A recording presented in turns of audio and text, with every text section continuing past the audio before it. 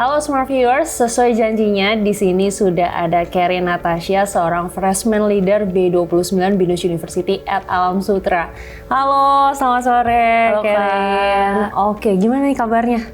Baik Baik ya. Oke, nah sesuai janjinya nih aku pengen ngulik-ngulik pengalaman kamu sebagai seorang freshman leader tuh seperti apa. Mungkin sebagai awalnya dulu aku mau tahu motivasi kamu sebagai seorang freshman leader tuh itu apa sih? Karena kan biasanya mungkin mau belajar tentang leadership, kalau misalnya kamu sendiri tuh seperti apa? Oke, dari aku ya Kak, Iya. aku ceritain ya. Iya. Jadi itu awalnya aku tuh pengen jadi FL ini tuh udah dari awal, udah dari aku sendiri masih jadi seorang freshman. Oke. Berarti itu 1 tahun yang lalu ya Kak, pas kemarin FYP. Oke. Nah soalnya aku ngeliat emang FL itu benar-benar seberpengaruh itu, dia itu part terpenting di dalam sebuah FYP. Kenapa aku bilang penting? Karena menurut aku tuh kita kan lagi mengalami fase peralihan, terutama mereka-mereka. Nah di sini kalau misalnya FL-nya itu nggak bisa buat nunjukin atau enggak ngarahin mereka, ya kita juga merekanya juga nggak bisa. Terus kayak apalagi juga ini aku tuh pengen mencoba kalau misalnya bisa jadi role model yang bukan ngelihat dia itu sebagai seorang leader aja, tapi juga bisa jadi teman. Dan dari situ aku bisa ngarahin mereka, tapi tetap ciptain vibes yang emang fun dan juga lebih ke meaningful sih. Oke. Jadi berarti jatuhnya- emang jadi contoh gitu Iya. ya. Karena kamu udah lihat freshman leader kamu yang dulu, oh kayaknya nih bagus nih gitu ya. Iya. Kayak pengen juga jadi contoh yang baik juga untuk Binusian selanjutnya. Iya. Oke. Nah ini kan pertama kali ya. Kalau menurut kamu kesannya gimana pas pertama kali jadi FL? Oke, jujur ya pas pertama kali aku ngedampingin para freshmen itu, aku tuh excited. Tapi di satu sisi aku juga nervous, dan menurut aku semuanya itu mostly rewarding banget buat aku. Apalagi aku tuh kayak nyaksin mereka pas yang pertama kali day one, itu mereka tuh kayak kaku-kaku, awkward, nervous gitulah. Nah abis itu hari demi hari aku tuh mikirin dong gimana cara mereka itu bisa cair ya, gimana cara mereka tuh bisa lebih keluarin gitu loh sisi mereka yang sebenarnya. Apalagi aku kayak coba bikin ice breaking. Aku bikin ice breaking yang kayak emang bener-bener emang sih ini bikin kelas berisik banget. Jadi aku bikin lingkaran yang kayak kursi-kursi gitu. Terus kayak rebutan biasa, tapi aku kasih kayak sound yang emang lagi ngetren, terus mereka ambil joget, lari-lari, dan itu bener-bener berisik banget. Dari situ mereka tuh udah mulai pecah, dan aku juga dari situ juga aku sadar, oh FL itu ternyata se-impactful itu ya. Coba dari awal aku cuman ngasih materi-materi aja. Mungkin mereka benar, mereka akan bersosialisasi dengan teman-teman sampingnya, karena kan mau gimana pun mereka harus punya teman dong di dalam dunia perkuliahan. Betul. Tapi menurut aku itu nggak se-efektif begitu mereka tuh sebonding ini loh, seberisik ini. Mereka pasti nggak bakalan nyaman beda dengan mungkin teman-teman mereka yang udah dikenal tahun-tahun sebelumnya kayak pas masa SMA kan. Iya betul. Ya dong. Karena itu lingkungan yang baru ya. Karena kan sekarang mereka ada di lingkungan yang baru.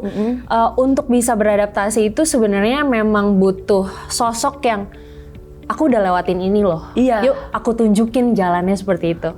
Gitu ya. Oke, berarti salah satu mungkin tantangannya tadi juga ada nervous sedikit ya pas ketemu sama mereka ya. Tetap nervous sih. Oke, nah selain itu tuh sebenarnya ada tantangan lain nggak sih? Mungkin sesama FL ada nggak bentuk tantangan yang kamu hadapin? Kayak masalah koordinasi atau apapun itu? Pasti ada sih Kak, namanya ya tiap tantangan pasti ada semua porsi-porsinya. Terutama kalau misalnya dengan teman-teman FL aku, tiap dari kita tuh pasti cara komunikasinya itu berbeda. Terus pasti ada juga yang namanya perbedaan pendapat di situ. Tapi dari sini ya aku mulai belajar sih, dari semua yang aku udah ituin, aku kayak belajar kalau misalnya ya hal-hal kayak gitu tuh nggak perlu dijadiin masalah, cukup kita diskusiin dengan baik, kita komunikasiin, dan ya kita cari solusinya kayak gitu. Dan Contohnya apa? Kalau boleh di-spill nih, contoh salah satu yang perbedaan pendapat yang kayak kok sampai harus berbeda pendapat sampai kayak gini sih, boleh kasih tahu nggak contohnya? Boleh. Boleh. Jadi waktu kemarin kan aku jadi anak acara. Kalau di kelas aku itu lebih yang banyak ngomong itu ya anak acara, 2 aku dan partner aku. Sedangkan mereka biasanya kayak yang ngebantu, ini ada begini, ada begitu, ada begini, ada begitu.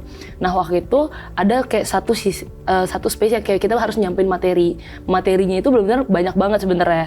Tapi kita sebenarnya nggak mau bikin mereka tuh stres. Cuman ya kita tetap harus ngikutin apa yang udah dikasih tahu dengan SSO kan. Oke. Nah abis udah kayak gitu, teman aku, oh di satu sisi lagi kita tuh harus cuman beda 2 hari untuk nunjukin yel-yel. Nah teman aku nih fokus banget buat kayak, yaudah mereka latihan yel-yel aja. Terus aku bilang kalau misalnya mereka cuma latihan yel-yel aja, materinya nggak akan kekejar. Terus itu kan adanya perbedaan pendapat dong. Aku bilang, ya kita boleh nanti ngituin mereka yel-yel, tapi mungkin kita kasih waktu sebentar ya, mungkin 15 menit. Di luar dari itu, ya kalau mereka mau latihan boleh. Mungkin kalau misalnya di daerah sini kan harus ditemenin, ya kita temenin juga nggak apa-apa, kita ngomongin waktu lagi. Tapi mereka maunya benar yang full all out yang buat yel-yel aja. Itu kan ada perbedaan pendapat kan. Dari situ ya kita mulai coba cari solusinya lah. Win-win solutionnya gitu ya. Solutionnya benar banget. Oke, tapi emang bener sih, karena pasti FL itu kan ada banyak ya, dan di situ pasti ada banyak pemikiran tuh kalau misalnya mau ini, yang satu mau ini, tapi gimana ya buat nyatuin ini? Ya emang harus ketemu di tengah kayak gitu. Nah, kalau misalnya tadi juga kamu ada bilang ada acara ice breaking kan, biar mereka nih semua bisa berbaur. Cuma yang mungkin aku juga sebagai Binusian sebelumnya, setelah melewati ice breaking, ada juga sih Binusian yang masih kayak, aduh kayaknya ini belum momen gue untuk buat ngobrol deh. Kita ambil contoh aja ya, mungkin anak-anak yang introvert gitu, itu kan masih agak sulit untuk terbuka. Nah kalau misalnya dari kamu sendiri, ada kamu alamin nggak? Terus cara ngatasin mereka yang seperti itu gimana ya? Aku ada. Ini kebetulan tips yang aku tuh udah pakai dari dulu aku di sekolah. Karena di sekolah aku juga sempat kayak gini. Dulu aku sempat kerja, pokoknya sempat maksudnya jadi freshman juga. Terus begitu aku ngikutin freshman juga, itu semua aku pakai. Yaitu jadi aku ngeliat tiap orang itu kan punya karakternya masing-masing, dan itu tuh pasti kelihatan sebenarnya. Kayak kelihatannya mungkin nggak terlalu obvious, mungkin dia kayak orangnya tuh pendiam, terus dia tapi atau nggak ada orangnya mungkin dia introvert, tapi sebenarnya aslinya tuh dia asik kok, dia tuh aslinya cerewet itu kok. Nah itu aku lihat dulu. Yang pertama aku bakal ngomongin hal-hal kecil, kayak mungkin kalau sama freshman, oh dulu kamu sekolah di mana sih?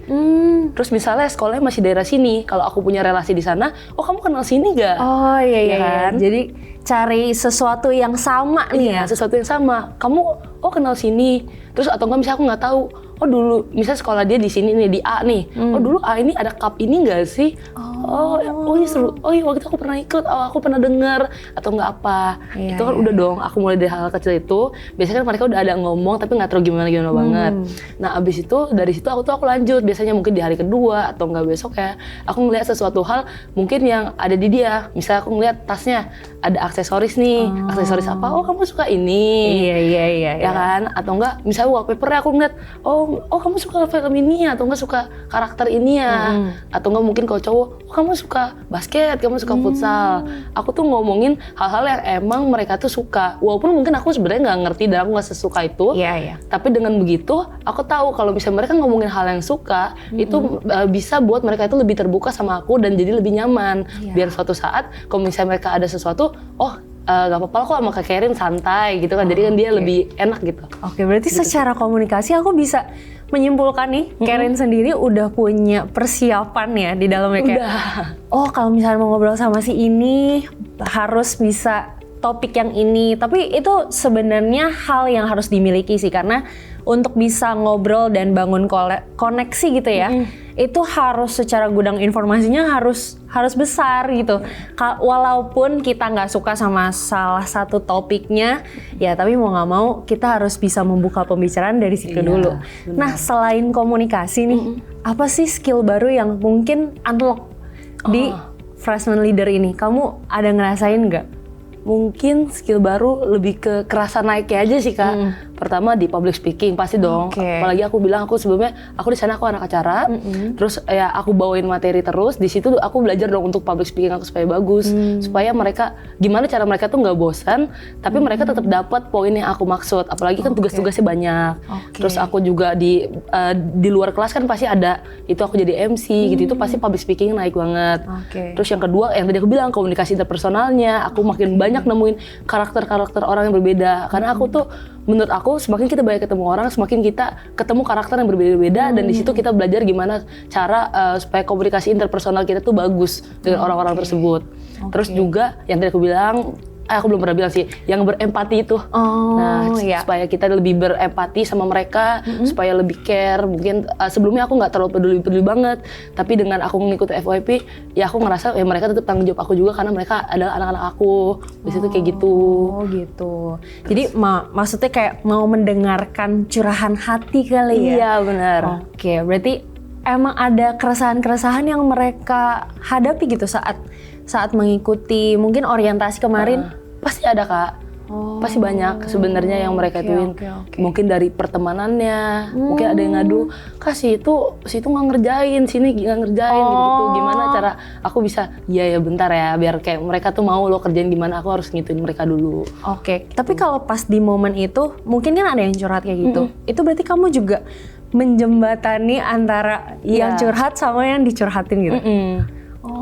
Gitu sampai ini ya. Ya itu salah satu sisi yang diasah sih di freshman leader ini ya. Oke. Nah kalau misalkan nih cara pandang kamu terhadap, mungkin tadi kita udah sempat ngobrolin soal teamwork, kepemimpinan. Ada nggak yang berubah kayak, oh ternyata kalau kepemimpinan tuh harusnya kayak gini ya. Padahal dulu mungkin kamu mikirnya kalau leader tuh cuma harus bisa ngkoordinir doang. Tapi ternyata harus bisa berempati, harus bisa ini, harus bisa itu. Gimana menurut kamu? Kalau dari aku sendiri, emang pasti pandangan aku beda. Dulu tuh aku nganggap seorang leader itu cuman orang yang banyak ngomong dan banyak ngatur, dan that's it. Tapi begitu aku masuk ke FL, terus aku mulai sadar kalau seorang leader yang baik itu ya leader yang bisa buat hadir, buat ngedengerin, terus juga bisa nyiptain ruang tuh untuk berkembang atau enggak bisa ngajak orang-orang tuh mau maju bareng dia. Terus kalau buat ke teamworknya sendiri, menurut aku yang tadi aku sempat awal juga ngomongin mungkin dengan teman-teman FL atau nggak apa. Dari sini tuh aku belajar bahwa ya kalau misalnya kita bekerja sama dengan orang-orang yang emang mempunyai perbedaan pendapat dengan kita, ya justru kita bukan harus ngelihat itu sebagai tantangan, melainkan itu adalah sebagai sebuah kekuatan kan.